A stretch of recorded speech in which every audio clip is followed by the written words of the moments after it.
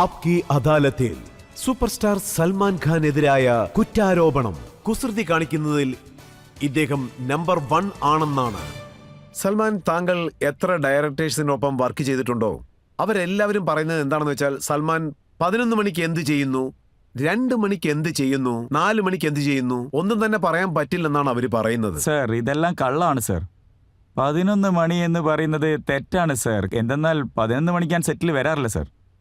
അതുകൊണ്ട് ഞാൻ അപ്പോൾ എന്ത് കുറുമ്പ് ചെയ്താലും അത് ഞാൻ എൻ്റെ വീട്ടിലാണ് ചെയ്തിരിക്കുന്നത്.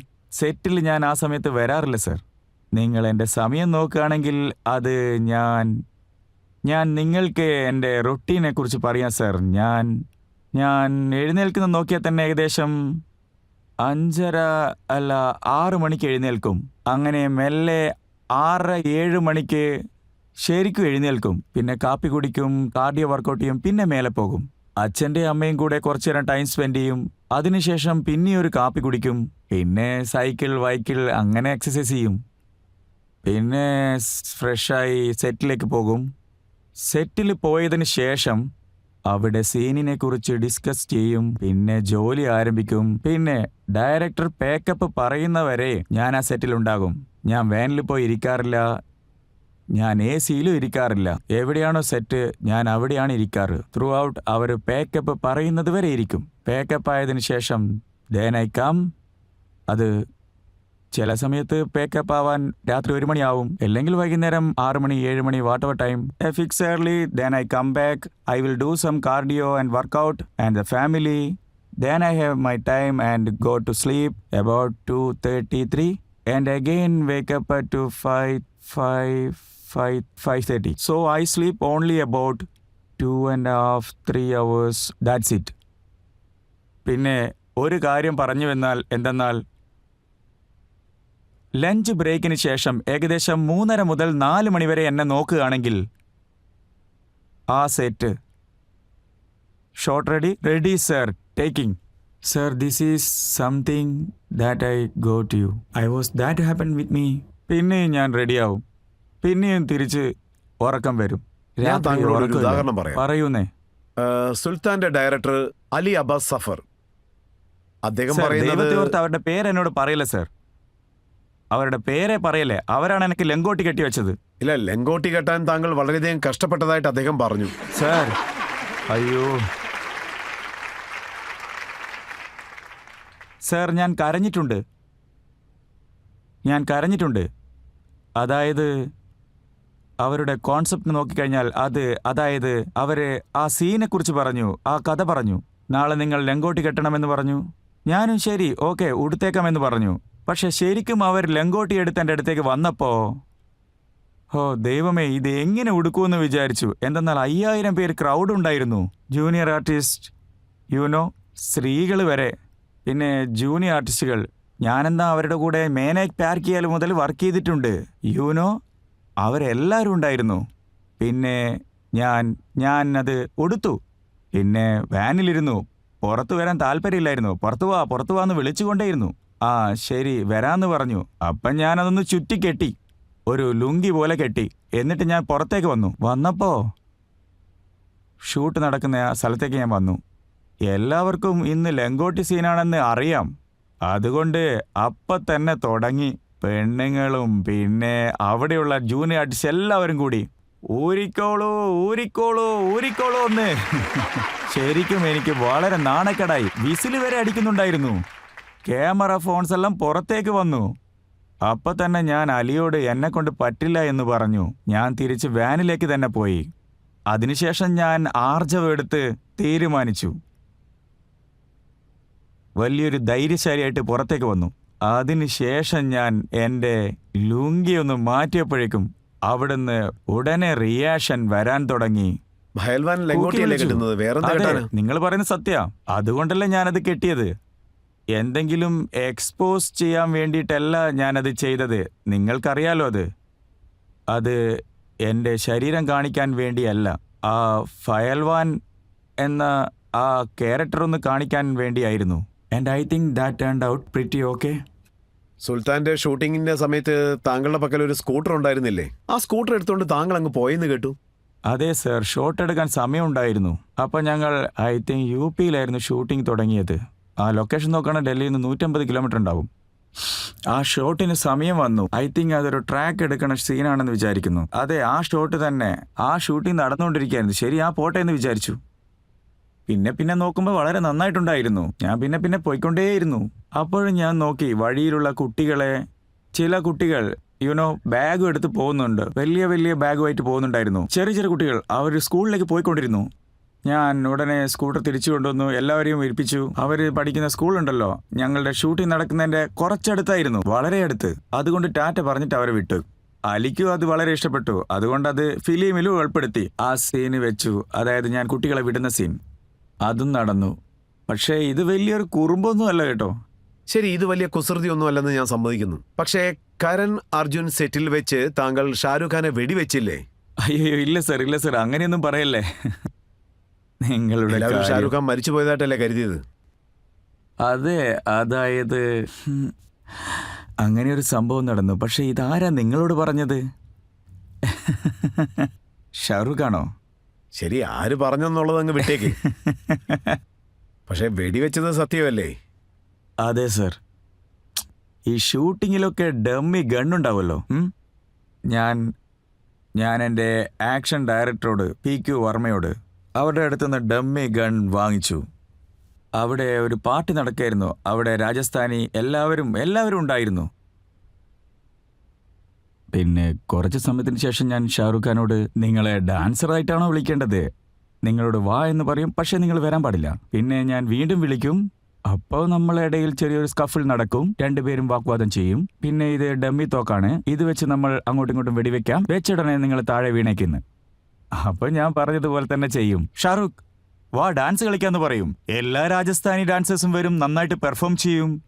നമ്മളും ഡാൻസ് കളിക്കാന്ന്. അതിനവർ ഇല്ലില്ല, എനിക്ക് മൂടില്ല, പിന്നെ വരാന്ന് പറയും. വാ കുറച്ച് കളിക്കാന്ന്. പിന്നെ സോയലും അവിടെ ഉണ്ടായിരുന്നു. പിന്നെ ഞാൻ 5 മിനിറ്റിന് ശേഷം വരൂ ഷാരൂഖ് എന്ന് പറയും. അപ്പൊ അവരുടനെ ഞാൻ വരുന്നില്ലെന്ന് പറഞ്ഞില്ലേ, ഞാൻ കുറച്ച് ടയർഡാണെന്ന് പറയും. ഞാനപ്പോ എത്ര പ്രാവശ്യമായി വിളിക്കുന്നു, ശരി വാന്ന്.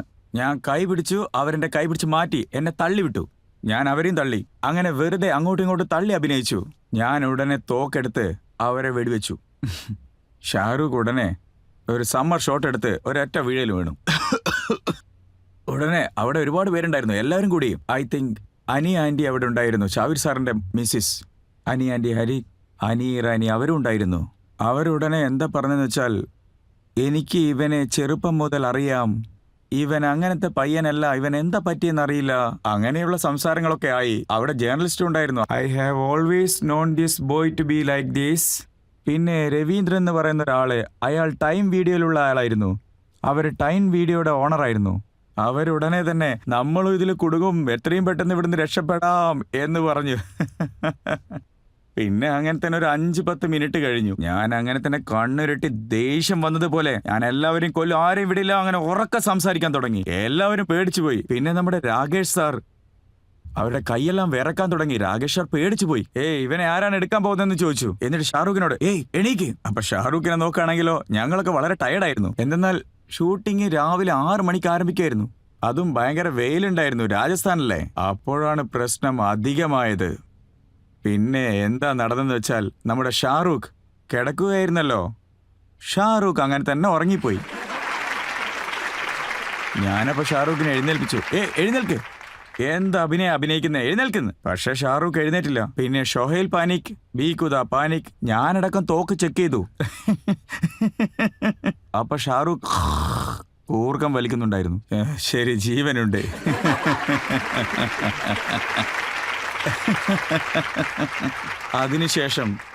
അതിനുശേഷമാണ് ഞാൻ 3-4 പ്രാവശ്യം ഫയർ ചെയ്തത്. പിന്നെ എല്ലാവരും ചിരിക്കാൻ തുടങ്ങി, നിങ്ങൾ എന്തായി കാണിച്ചതെന്ന് എന്നും പറഞ്ഞുകൊണ്ട്. ഇതിൽ സുഹേൽ ഇൻവോൾവ് ആയിരുന്നു, ബീകുദ അർഫിൻ ഇൻവോൾവ് ആയിരുന്നു. പിന്നെ ആനി ആന്റി വന്നു, കെട്ടിപ്പിടിച്ചു. I shared Mrs Priyanka this show, he always know. അപ്പോ പ്രവീൺ റായ് സാർ, അവരൊക്കെ വളരെ പേടിച്ചിട്ടുണ്ടായിരുന്നു. അയാൾ പവർഫുൾ ആയിരുന്നു. പിന്നെ എന്റെ അടുത്ത് ഒരാൾ വന്നിട്ട്, ഇങ്ങനെയാണോ പേടിച്ചു അല്ലേ കുറച്ച് സമയത്തേക്ക്? എങ്ങനെ പേടിക്കാതിരിക്കും? ഇവിടെ നോക്കൂ sir, I think the best performer of in the industry in Shahrukh and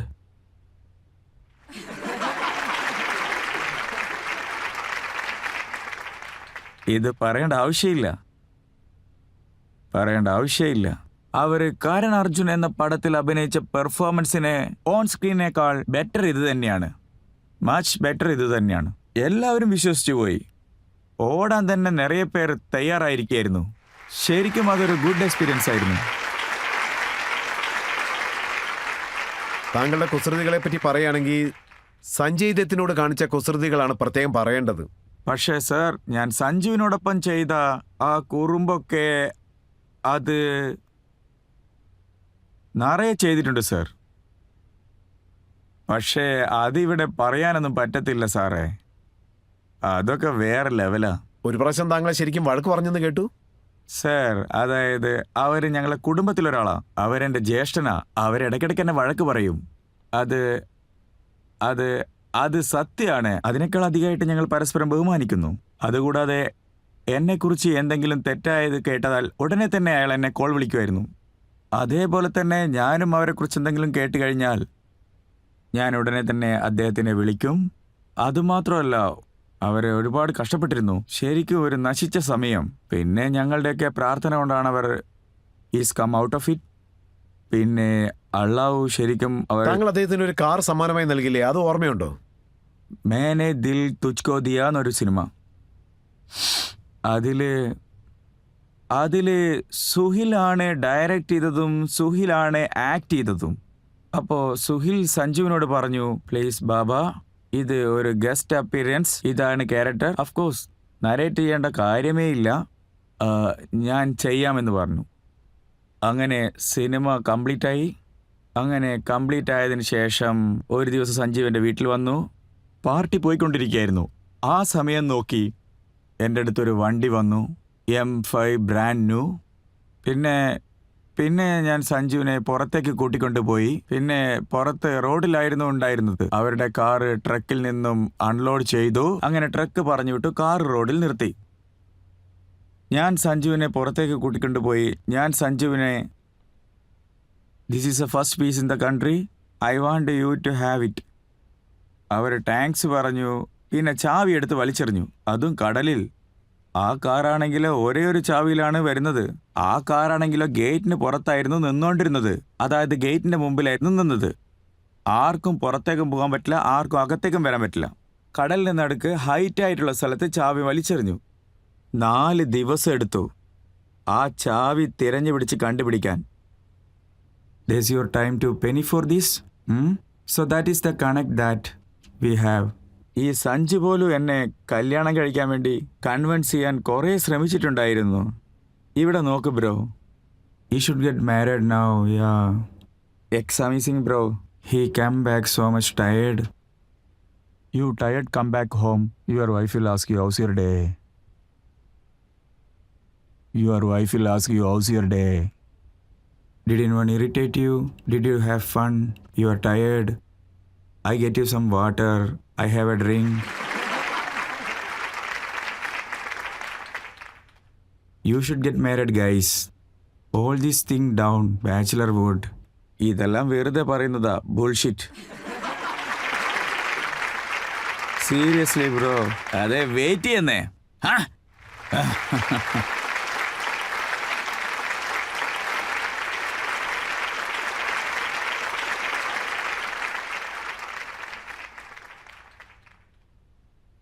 കല്യാണത്തിന് വേണ്ടി എന്ത് കൺവിൻസ് ചെയ്തെന്നറിയില്ല. ഒരു ദിവസം എനിക്ക് ഫോൺ വന്നു, ബൈ I am getting married. I say really? When? What you ബൈ again you are getting married? എന്താ ഇത്, എന്താന്ന് ചോദിച്ചു. അവർ ബ്രോ ഇത് 3ാമത്തെ റൗണ്ടാണെന്ന് പറഞ്ഞു. 3ാമത്തെ പ്രാവശ്യം ആയപ്പോഴേക്കും എനിക്ക് ഫോൺ വന്നു, ഈസ് ഓൺലി 1%. അങ്ങനെ ഒരു ഡൈ ചെയ്തിട്ട് പിന്നെ ആ ദൈവം അത് ഉടച്ചു കളഞ്ഞു. Is something as matters, something as matters. I love him. സഞ്ജുവോട് താങ്കൾക്കുള്ള ആ സൗഹൃദം വളരെ ആഴത്തിലുള്ളതാണ്. അമീർ ഖാനോടൊപ്പം ഉള്ള ഒരു സംഭവം കേട്ടിരുന്നു. നിങ്ങൾ രണ്ടുപേരും ന്യൂയോർക്കിലുള്ള സമയത്ത് അവിടെ പെർഫോം ചെയ്യുമ്പോൾ ഒരു പെൺകുട്ടിയുടെ തലയിൽ ദാണ്ടിയ വന്നുകൊണ്ട് പരിക്ക് പറ്റിയെന്ന് കേട്ടു. അതെ, നമ്മൾ ഈ സോങ്ങില് കൈ അങ്ങനെ ഇങ്ങനെയൊക്കെ വീശൂല്ലേ, അവരുടെ കയ്യിൽ നിന്ന് ദാണ്ടി പറന്നങ്ങ് പോയി ഓഡിയൻസിലേക്ക്. ആടി ആടി ഇങ്ങനെ അത് നേരെ പോയൊരു പെണ്ണിന്റെ നെറ്റിയിൽ കൊണ്ടു. പെട്ടെന്ന് തന്നെ രക്തം വരാൻ തുടങ്ങി. പക്ഷെ അമീർ ഖാന്റെ ഇതിനേക്കാളും വലിയ കാര്യങ്ങളൊക്കെ നടന്നിട്ടുണ്ട്. അത് ആലോചിക്കുമ്പോൾ തന്നെ ചിരി വരുന്നു. ഇല്ല, ഞങ്ങളൊരു ഷോ ചെയ്തിട്ടുണ്ടായിരുന്നു, ചുമ്മാ ചുമ്മാ. ആ ചുമ്മാ ചുമ്മയില് ഞാൻ ആ ലെതർ ജാക്കറ്റ് ഇട്ടിട്ട് മേനെ പ്യാർക്കിയുടെ ജീൻസ് പാൻറ് ഇട്ടിട്ട് ഞാൻ പോയി. അവിടെ അവർക്ക് കുറച്ച് ആക്ട് വരാൻ തുടങ്ങി. അതിൽ അവർ ഒരു പട്ടാണി ഇട്ടിട്ടുണ്ടായിരുന്നു. പിന്നെ പട്ടാണി അഴിക്കണം, പിന്നെ വേറെ ഇടണം, പിന്നെ അതും അഴിക്കണം, പിന്നെ അതിൻ്റെ മേലെ വേറെ ഇടണം. ഞാൻ ചോദിച്ചു, അമീർ എങ്ങനെ ഇതിനെല്ലാം സമയമാവൂലേന്ന്? വെറും 20 സെക്കൻഡിലെ സമയമുള്ളൂന്ന്. പക്ഷെ അമീർ പോയി കഴിഞ്ഞു. അവരെ സമയം വന്നതും അവർ പോയിട്ട് ഈ ജാക്കറ്റ് അങ്ങ് അഴിച്ചു വെച്ചു ഷെർവാണിയോടൊപ്പം. പിന്നെ അവർ പട്ടാണിയെ കെട്ടിവെച്ചു. പക്ഷേ ആ നാട കെട്ടാൻ പറ്റിയില്ല. അങ്ങനെ തന്നെ സ്റ്റേജിലേക്ക് പോയ ഉടനെ ഉരുണ്ട് വീണു. പിന്നെ അത് അവർ അഴിക്കണം എന്ന് വിചാരിച്ചപ്പോൾ നടക്കില്ല. എന്തെന്നാൽ ഷൂ ഇട്ടത് കാരണം അത് അഴിക്കാനേ പറ്റുന്നില്ല. അങ്ങനെ നോക്കിക്കൊണ്ടിരിക്കുകയായിരുന്നു. അവിടെ ഇരുന്ന് അമീർ അങ്ങനെ തന്നെ എന്നെ നോക്കുകയായിരുന്നു. നിനക്ക് കാര്യം നാക്കാടാ. V great time. പിന്നെ ഞങ്ങൾ സൗത്ത് ആഫ്രിക്കയിൽ ഷോയിന് പോയായിരുന്നു. അതിൽ അമീറും ഞാനും ഇപ്പം തന്നെ 3 ദിവസം മുമ്പേ ഞങ്ങളിത് സംസാരിച്ചിരുന്നു. അന്ന് ഞങ്ങൾ സൗത്ത് ആഫ്രിക്കയിൽ ഷോയിന് പോയിരുന്നു. അവിടെ 2 പ്രൊമോട്ടേഴ്സ് ഉണ്ടായിരുന്നു, ഓറാബായ് ചോട്ടാബായ്. സൗത്ത് ആഫ്രിക്കയിൽ ഡർബനിലായിരുന്നു ഷോ നടന്നത്. ഒരു ദിവസം മഴ പെയ്തു, അടുത്ത ദിവസവും മഴ പെയ്തു. യുനോ, അപ്പം ഞങ്ങൾ എന്താ ചെയ്തതെന്ന് വെച്ചാൽ ഇതിന് മേലെയും അവരെ കൊണ്ട് cannot afford to come and see this just your charity show for them. അതുകൊണ്ട് ഞങ്ങൾ പോയി ഷോ ചെയ്യാമെന്ന് കരുതിയിട്ട് പോയി. അവിടെയാണെങ്കിൽ ഗ്രൗണ്ട് ഫുള്ളായിരുന്നു. എവിടെ നോക്കിയാലും ആളുകൾ, എങ്ങോട്ട് നോക്കിയാലും ആളുകളായിരുന്നു. പിറകു വശത്ത് നിന്ന് ഞങ്ങളൊരു എൻട്രി കൊടുത്തു. പിന്നെ നോക്കുകയാണെങ്കിൽ ഒരു സംസാരം നടക്കുന്നുണ്ടായിരുന്നു. ആളുകൾക്കിടയിൽ ഒരു വാഗ്വാദം. അതുമാത്രമല്ല, പിന്നെ അവിടെ ഒരു സൗണ്ട് കേട്ടു, സിങ് സിങ് സിങ് എന്ന്. ഉടനെ അമീർ അനൗൺസ് ചെയ്തു, if you want to you know summon you say Salman is a great singer, Salman will sing. ഞാൻ ഉടനെ തന്നെ നിങ്ങൾക്ക് എന്താ വട്ടായോ എന്ന് ചോദിച്ചു. ഇത് ഇത്രയും ആളുകളുടെ മുമ്പിൽ വെച്ച് ഞാൻ എങ്ങനെ നോ സിംഗ് സൽമാൻ സിംഗ് സിംഗ് സിംഗ്. ഞാനുടനെ എന്താടാ ഇങ്ങനെ കുടുങ്ങിപ്പോയെന്ന് വിചാരിച്ചു. ഉടനെ അവിടെയുള്ള സിംഗർ ഉണ്ടല്ലോ, ഞാനുടനെ അവരെ വിളിച്ച്, ഡ്യൂഡ് നിങ്ങൾക്ക് ഈ പാട്ട് അറിയാമോ എന്ന് ചോദിച്ചു. യാ എനിക്കറിയാം ഈ സോങ്.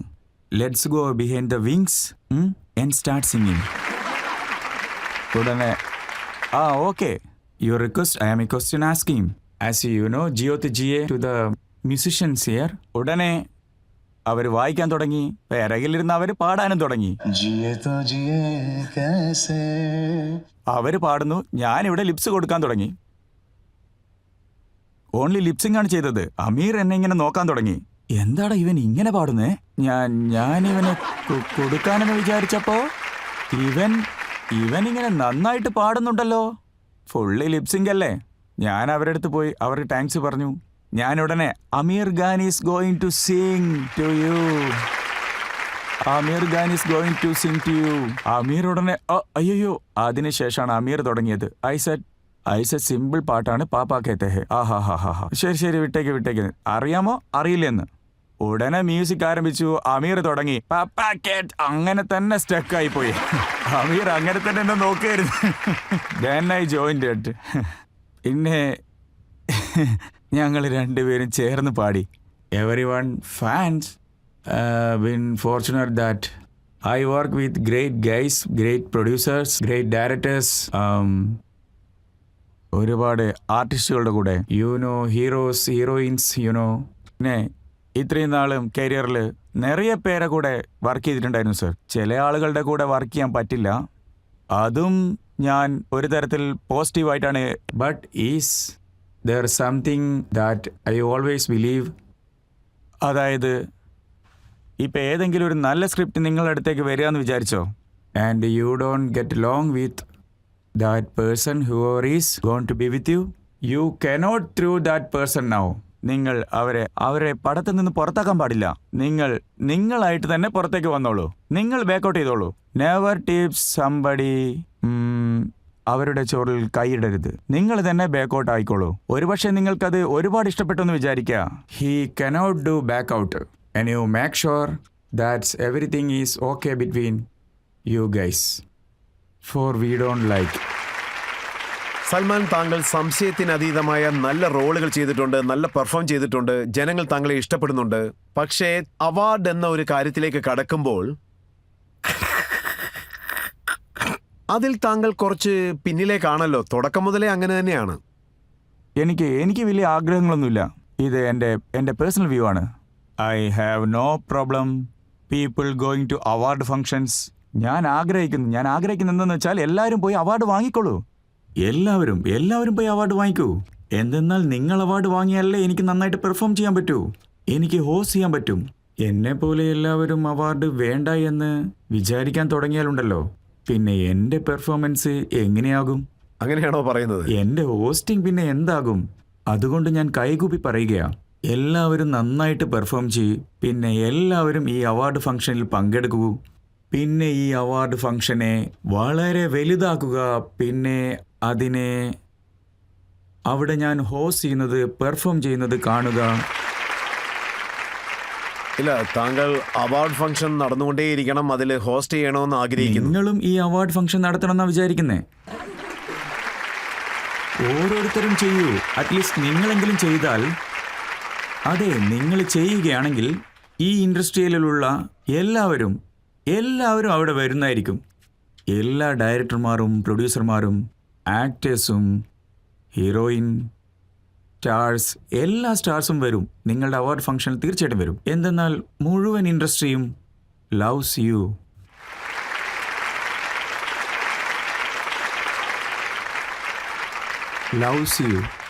Loves you. ഇപ്പോൾ നമുക്കൊരു ബ്രേക്കിനുള്ള സമയമായിരിക്കുകയാണ്. ഒരു കാര്യം മുഴുവനായിട്ട് പറഞ്ഞോട്ടെ. I love you. Thank you so much. പിന്നെ ഇങ്ങനെ ഐ ലവ് യു പറഞ്ഞ് അതൊരു സ്ഥിരം വാക്കായി മാറി. ഐ ലവ് യു പറയാതെ എനിക്ക് ഇരിക്കാനേ പറ്റില്ല.